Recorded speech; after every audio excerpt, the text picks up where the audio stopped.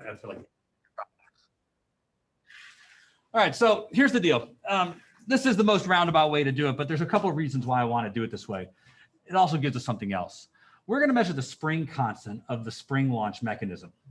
And to do that, I mean, I hope you realize you put the spring in and it allows us to launch the cars. So to measure the actual spring constant, we're going to do it in a different method so that we're not using energy for it. We're going to use Hooke's law for it. And to use Hooke's law, we're simply going to apply a force to the plunger and see what the displacement of the plunger is. Does that make sense? But we can't just do one data point. We need to put together a set of data points, plot it, and find the slope. Because these are real springs. They're not ideal springs. And you're going to see something directly in the data that will tell us why we have to plot the data. So I have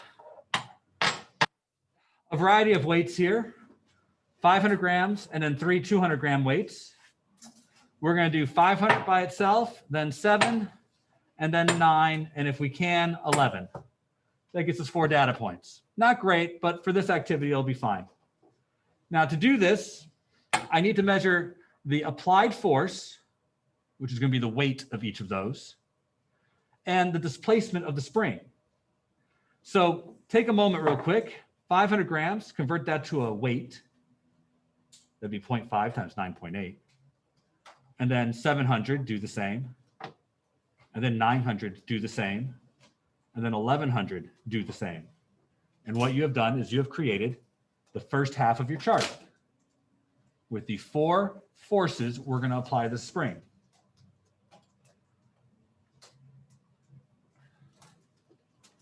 Then, I know you guys will be doing that, we're going to find what the current position of the spring is by simply holding a ruler next to the car. You guys at home, can you see that okay? You probably can't read it, but can you see what I'm trying to do? Yep. All right, so when I look at the spring, it is uncompressed 22 centimeters from the ground, or I'm sorry, from the table. So I'm going to read off where it lines up after I put each weight on it. You'll have to figure out the displacement in each case. So let's put the first weight on there. And to do this, I have to put the weight on there and like let it come to equilibrium, and I have to hit it a couple times to make sure it doesn't stick due to friction. And then when I do that, I'm going to measure where it is on the ruler. It went right to, looks like 20.1. So it went from 22 to 20.1 with the 500 gram mass. So that's your first displacement. Release the spring, let it relax. All right, you ready for the next one? Okay, I'm gonna put 700 grams on there now.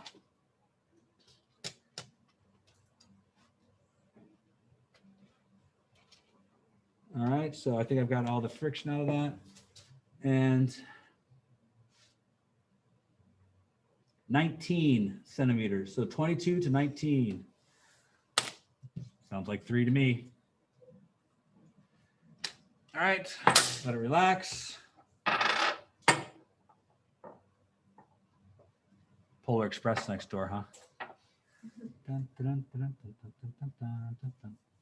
All right, so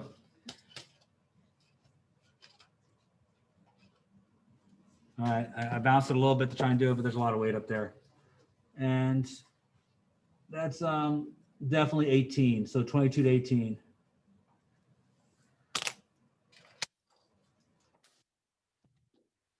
All right, so you have, I don't think we can do the 1100. We'll try, but it was pretty compressed. I'm afraid it's just gonna bottom it out. Let's take a look.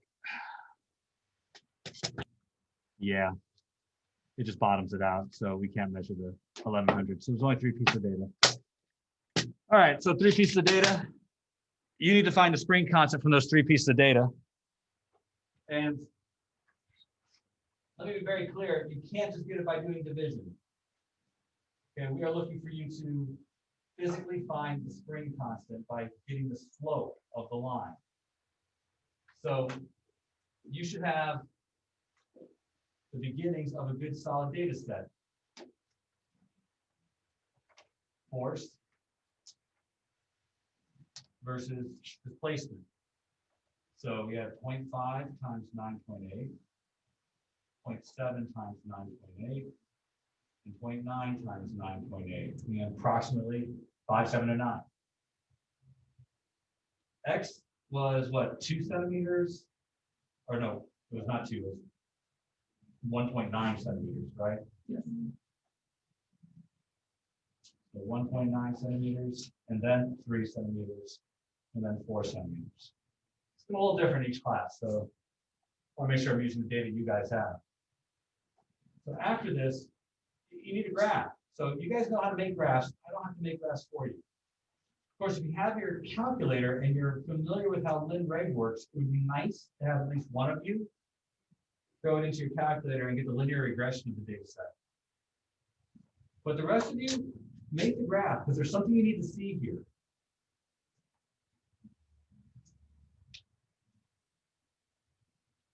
We can leave it in centimeters. We can convert it to meters later. I need looks like I need my horizontal axis to go out to about 5.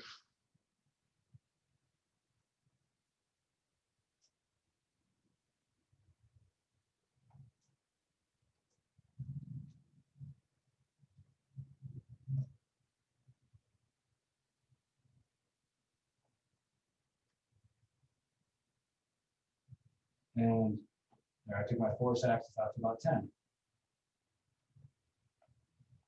So now, just need to graph it out.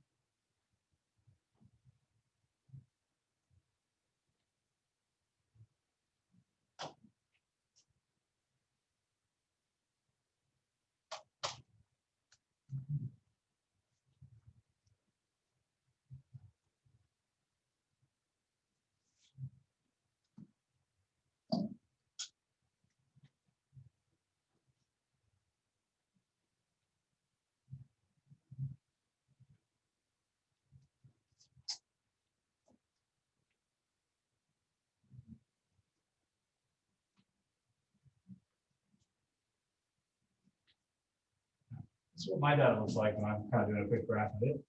Hope yours looks about the same.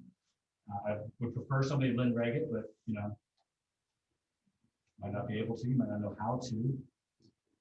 But I know some of you, I'm sure, do.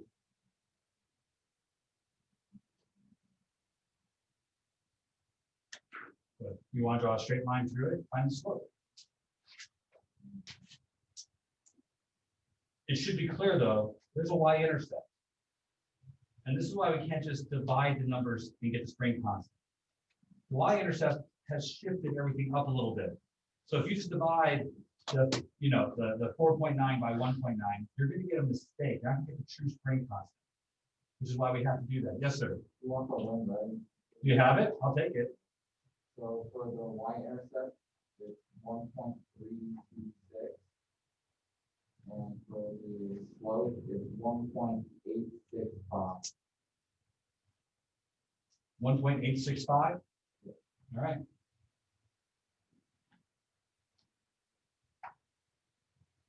Now, it might not be obvious why we have a y-intercept, and it's not very big, but it's definitely there. The y-intercept exists because this is not a real spring. I'm sorry, this is not an ideal spring, it's a real spring. Real springs don't behave the way ideal springs do. Ideal springs work perfectly and give you force in a uniform way. But real springs, they don't. The coils get in the way. See, an ideal spring technically can go to 0 displacement, but a real spring can't because the coils all stack up on each other. So it always takes a little more to get a real spring to start expanding. And also real springs have limits. They can't go forever. You'll eventually bend your slinky if you try to pull it out too far. So if you pull a spring too far or too little, it doesn't work. There's a range inside where it works, which is why we have this y-intercept here and why we had to get the slope this way. So we should convert this into newtons per meter. Right now it's newtons per centimeter. So multiplying by 100 will give us newtons per meter. So our true spring constant is 187 newtons per meter. And that's what we'll work with. All right. So we're now going to advance this a little bit and take it to the next portion of our project, which is using conservation of energy to figure out the mass of the car. You see the car itself, we're going to place on the track with the spring compressed. So here the spring will be compressed. There's a backdrop right here. So here, all the energy is going to be elastic potential. And then we're going to release the spring. And when we do, it will push the car off, giving the car a velocity, doing work on the car to give it kinetic energy. If we assume smooth transfer and no losses to the environment, the elastic potential energy should be equal to the kinetic energy. Should be able to figure out the mass of the car if we can determine the velocity of the car. Now that's the big if. We have to determine the velocity of the car. So let's see if we can do that too. When I look over here, you see my setup here. I hope you guys see on the setup that I have a force sensor. Almost lost my microphone. I'm sorry, not a force sensor. I have one of these, the motion sensor. So I can use the motion sensor and a LabQuest to measure the velocity of the car as they move across the track. So I'm going to get this set up and take a look at the car itself and see if I have a good, clean read on the car's location.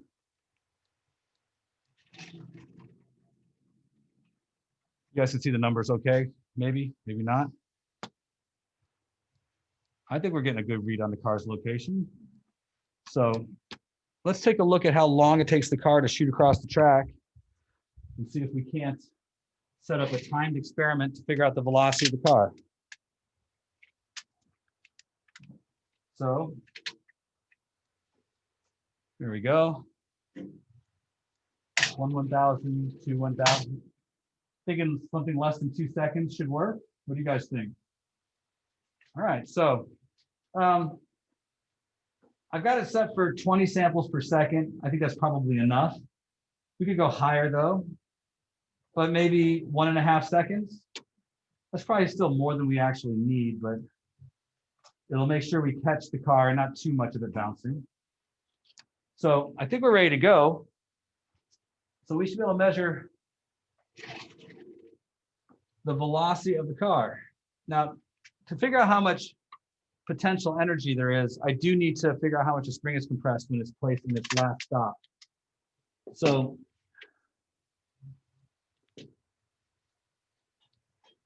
that goes to 17.4.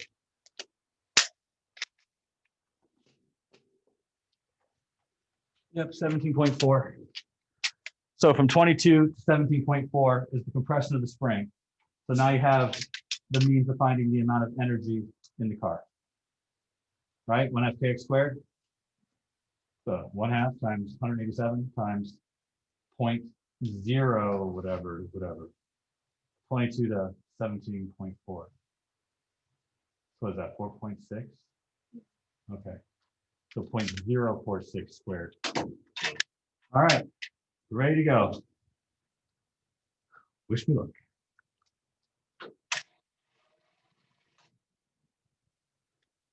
All right. Look pretty linear to you guys? I think it's pretty linear. So we will analyze curve fit, position, and oops, not quadratic. Linear. There we go. So that's our linear fit. Tells me that the velocity of the car was 1.3187. I'd say 1.32. We're going to do it a couple of times, but yeah, 1.32. But yeah, let's do it a couple of times.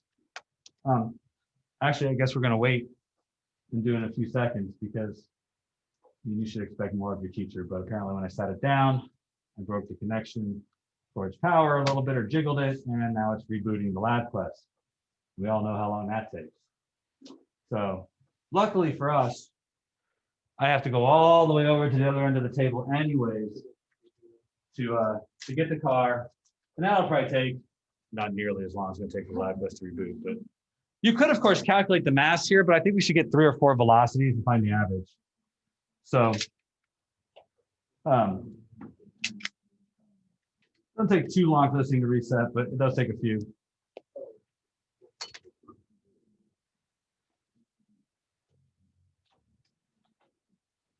So last class period, I heard a bird in somebody's house. I asked them, I go, do you have a bird, Sona? She said, yes. But it was really close. I go, how far away is the bird from you? And she said the bird was in her lap. Do you understand? I'm still going through all the different jokes I could have said. Not one of them I could say aloud, probably, and keep my job. But I was thinking of a lot of different jokes that could be there. And now, of course, I don't trust anybody not to have a bird in their lap because anybody could at home. It'd be harder for you guys to do it, but not impossible. All right, so we're back booted up, and let's try this again now. All right, so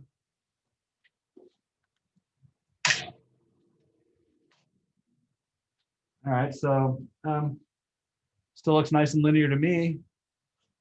So I will go ahead and not pick that up anymore so that I don't accidentally do that again. And I get 1.29. I'd say that's pretty close to the last one. Wasn't the last one 1.32? All right, so I say one more time. I think we're getting pretty consistent data, but you know, you have no idea, but it's been exceptionally consistent for doing the exact same velocity all day. But there's no way for you to know that. So here we go. One more time.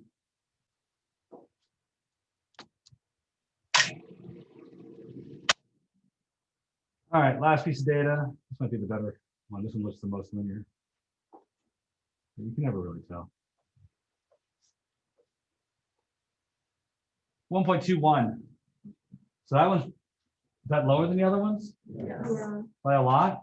We should do it a 4th time. Damn, I mean, darn it. That's on the video. Maybe the mic's not picking me up. Can you guys at home hear me at all? No. Okay, good. I assume the only reason he answered is because he could hear me. I could put the mic closer.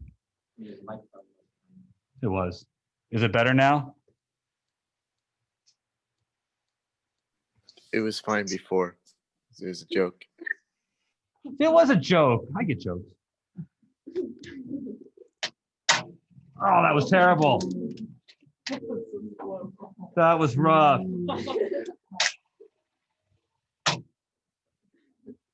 Yeah, very funny. I don't know if this one's good or not, but we'll see. 1.28. So I think that we got 4 sets. One seems like it's a little low. The other 3 seem fine. So take a moment, please. Use conservation of energy to find the mass of the car. I know what we've been getting all day. I know what I'm expecting, but we have 1/2 kx squared equal to 1/2 mv squared.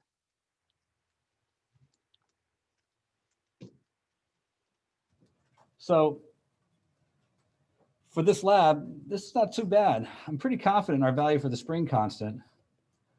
So we got 187 there. And our x is what, 0.046 squared? So 1/2. Now, you guys should probably find the average velocity. We know it's something around 1.3, but I'd go another decimal place if I were you. And this should give us M. I'll give you guys a second. Then when you guys get it, let me know.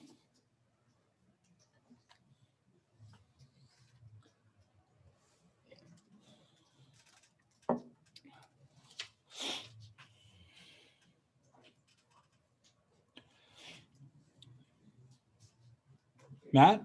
I got the mass to be about like 0.235 kilograms. All right. Anybody else? I heard 0.235. I got 0.241 or 0.242. It depends on which velocities you averaged. So 235 to 241. I was expecting the mass of the car to be about 250. That's what I was expecting. I don't really know what the masses of the cars are. I've never measured them. I was expecting 250 because the old cars were 500, and I thought they were keeping kind of 250 as the mass of the car. So even if they are 250, this is a great experimental decision, or great experimental way to get pretty close to the mass of the cars using a pretty roundabout method. Not to mention, if we use a balance to do it, this is using inertia to do it, which I kind of appreciate more. Now we can flip this around. We know what the spring constant is. We could turn the car over and put it on its spring and see what the weight of the car is that way, right? Because it should compress the spring a certain amount. But I'm just not sure that the car weighs enough to pass the threshold to get us into the middle of the linear portion of the spring, which is why it doesn't yield particularly good data. So what we're going to do now is recognize that this would be the first half of a solid FRQ. We've got some good lab data in there, finding the spring constant, using that lab data to figure out what the anticipated energy of the system is. And of course, the next thing is to place a car out here for a collision. So let's take a few minutes and talk about collisions, because that's where really momentum makes its biggest impact on the AP exam. And collisions represent probably the biggest, most important usage of momentum. So we're talking specifically about collisions in regards to linear momentum. And a collision is any interaction between two objects. Ultimately, that's what it is. It's any interaction where a force from one object is being applied to another. The two objects are going to share the same equal and opposite impulse. What we find from the definition of impulse is that if we apply it to a system, meaning a large group of objects, if we apply the concept of impulse to a system, we can say that for an entire system, whose number of particles we may not know, but for an entire system, if we subject it to no external unbalanced force, so if we can isolate a system from experiencing no external unbalanced force, then the force part of impulse becomes zero with respect to the system, because there's nothing from the outside acting on the system. Under that circumstance, the system should experience no change in momentum. This is what conservation of momentum is actually all about. It states that for an isolated system experiencing no net force, for an isolated system experiencing no net force,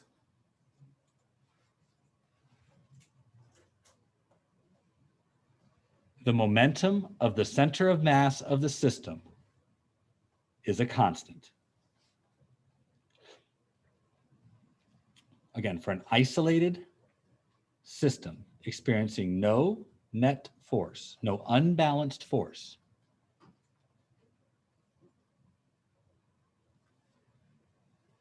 the momentum of the center of mass of the system is constant.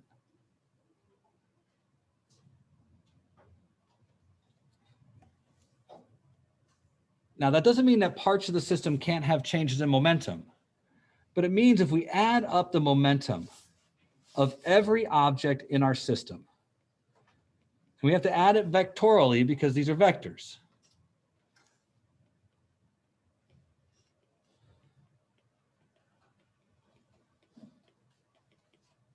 That from time to time, say time 1 and time 2, the momentum of the system will be the same. Individual momentums can change, but the momentum of the system will be the same. It's going to be equal to some constant. Conservation of momentum is a very powerful conservation rule. More powerful really than conservation of energy, because there is only one way to measure momentum, mv. So when we talk about conservation of momentum and understanding that it's conserved, means that we can study these interactions. We can study collisions. Now, let me be very, very open about this. There are no systems that are very isolated. It's really hard to isolate a system. But we don't have to have a perfectly isolated system to apply these rules. And the reason has to do with 3 things. First, you can kind of isolate a system. The track isn't isolated, but it does help us provide a balanced set of forces, right? The gravitational force is balanced by the normal force on the track. Using wheels helps us reduce friction and air resistance. Keeping it small on the track helps reduce the impact of these forces. Is it perfect? No, but it's not bad. It's close. But also, and this is the second thing that's really important, collisions happen very fast, very fast. The faster your collision happens, the less an external force matters. Right, the external force requires time to change momentum. It's in the equation. Since collisions occur in milliseconds, generally there's not very much time for an external force to cause a real change in the momentum. A baseball is in contact with the bat for milliseconds. The force from the bat is huge over those milliseconds, so it changed the momentum of the ball. The force of gravity isn't so big on the ball, so it really doesn't impact the collision part of our study. So the third thing that categorizes why we can use conservation momentum most of the time is because we are only usually interested in the instant before a collision and the instant after. Forces tend to act on the system before and after, but we're only concerned with the instantaneous portion of the collision, which allows us to use conservation momentum almost in every circumstances where one object touches another. That's when you know to use conservation momentum. When one object touches another, it's time for conservation momentum. Energy problems tend to not work this way. Energy problems tend to be focused on a single object at a time. But momentum problems tend to be focused on 2 objects at a time. We tend to not have collisions with more than 2 objects. Which brings us to how we actually use it. I always like you guys to take and consider that there's a before and an after for every collision. And then there's what happens in the middle, the actual collision, the event.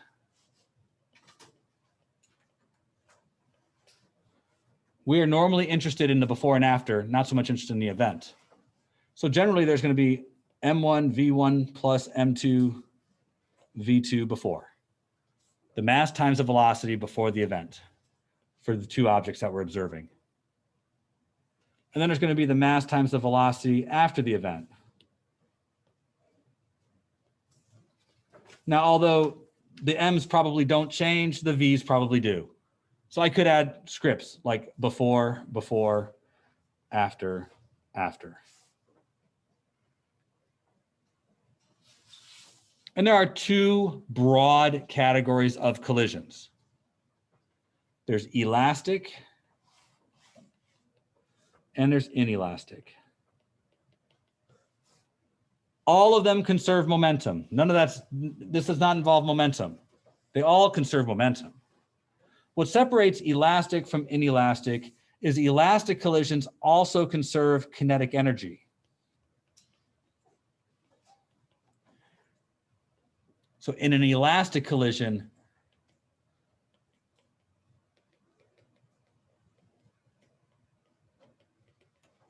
the kinetic energy is also conserved, so it generates another relationship. but elastic collisions in nature are extremely rare. On the AP exam, they're either going to tell you it's elastic, or you'll be required to prove it's elastic by testing the results. The most likely collision will be inelastic, where kinetic energy is not conserved.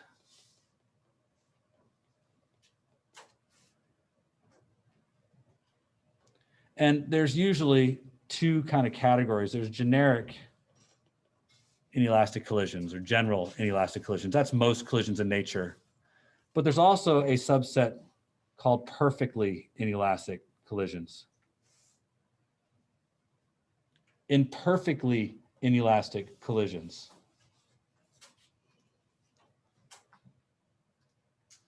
in perfectly inelastic collisions, the objects stick together.